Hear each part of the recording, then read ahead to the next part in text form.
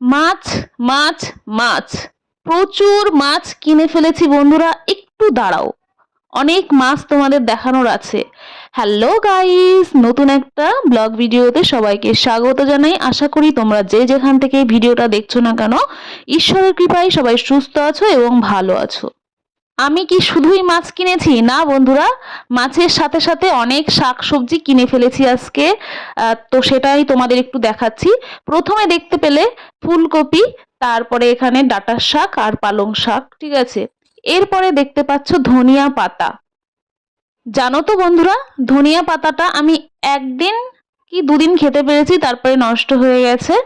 এরপরে টমেটো, অল্প একটু টমেটো এনেছি, ঘরে এখনো টমেটো রয়েছে, যার জন্য খুব একটা বেশি টমেটো আনিনি। আর বর্ষার সবজি মানে বুঝতেই পারছো, সব পচে পচে যাচ্ছে, কি আর করব। একদিন দুটো ফুলকপি পচে গেছে, সেটা তো তোমাদের সাথে শেয়ার করাই হয়নি। এরপরে এই যে ক্যারিটা দেখতে পাচ্ছ, বরমশাইকে আমি জিজ্ঞাসা করছি, কি গো আমি কি এটা ঢেলে দেবো? ও বলছে না না, এটা ঢেলো না, কেননা কচুর ভেতরে প্রচুর বালি রয়েছে। তুমি এটা ব্যাগ থেকেই দেখাও, অর্থাৎ ক্যারি থেকেই দেখাও। এখানে আলু আর কচু রয়েছে। এরপরে দেখতে পাচ্ছ শসা। হ্যাঁ বন্ধুরা, একটা কথা বলতে ভুলে গেছি, এই ভিডিওটা বেশ কিছুদিন আগেকার, ঠিক আছে, শেয়ার করা হয়নি, সময় পাচ্ছি না এডিট করার মতো। আর ওই ভেতরে ছিল, মানে ক্যারির ভেতরে, সরি, শসা আর গাজর। বরমশাই বলল কিছু আর খুলতে হবে না, একটু তাড়াতাড়ি আছে, রান্না করো। অনেকগুলো মাছ এনেছি, দেখলেই বুঝতে পারবে। আর একটা ক্যারিতে কলা দেখলে 1 ডজন। নতুন করে বলার কি আছে, কলাটা মাস্ট থাকেই ঘরে। এরপরে চলে আসলাম মাছের কাছে। এটা দেখছো সরপুঁটি মাছের ডিম, ঠিক আছে বন্ধুরা। এই ভিডিওটার কিছু কিছু অংশ আমি শর্ট ভিডিওর মাধ্যমে তোমাদের কাছে শেয়ার করেইছি প্রথমে, ঠিক আছে। সত্যি কথা বলতে আজকে মাছ বাজারে গিয়ে আমার মাথাটা হয়তো বা নষ্ট হয়ে গেছে। আমাদের দুজনের জন্য কি এতটা মাছ লাগে তোমরাই বলো, আমি জানি না আমি কেন এটা করে ফেললাম, ঠিক আছে। তো এখানে 2 রকমের মাছ আছে।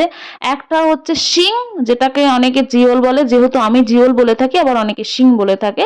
আর সরপুঁটি মাছ, এগুলো সব পরিষ্কার করতে হবে বন্ধুরা। এরপরে চলে আসলাম চিতল মাছ। এর একটা হিস্ট্রি রয়েছে, সেটা হচ্ছে এই মাছ কাটতে আমার 12টা থেকে 1টা লেগেছে বন্ধুরা। প্রচুর প্রচুর, মানে কি বলবো, বরমশাই আমাকে বকা দিয়েছে যে এত মাছ কেন কেনার দরকার ছিল, ঠিক আছে।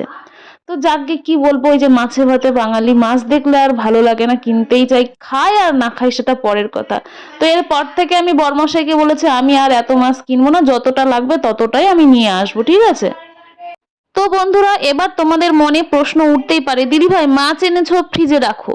তো বন্ধুরা, আমার এখানে ফ্রিজ নেই, ঠিক আছে। এতক্ষণ যারা ভিডিওটা ওয়াচিং করলে তাদেরকে অসংখ্য ধন্যবাদ। নেক্সট কোনো ভিডিওতে আবার দেখা হচ্ছে। সবাই ভালো থেকো, সুস্থ থেকো, টাটা।